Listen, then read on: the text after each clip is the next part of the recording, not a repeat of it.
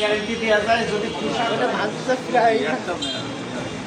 আমরা তো মনে করছি আপনাদেরই নিষেধ যে সাইজ ছোট হয়ে যাবে কাটা তাই নিষেধ পোকা হলেই আপনাদের মনে হয় চুলার অনেক কাজ আছে অনেক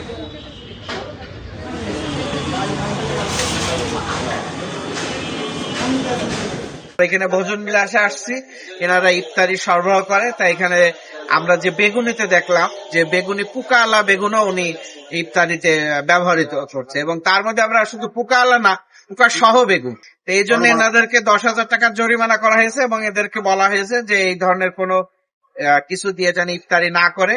আমরা এটা মনিটরিং রাখবো এবং আমাদের অভিযান চলমান রয়েছে এটা, এবং রোজার শেষ দিন পর্যন্ত ইনশাল্লাহ অব্যাহত থাকবে।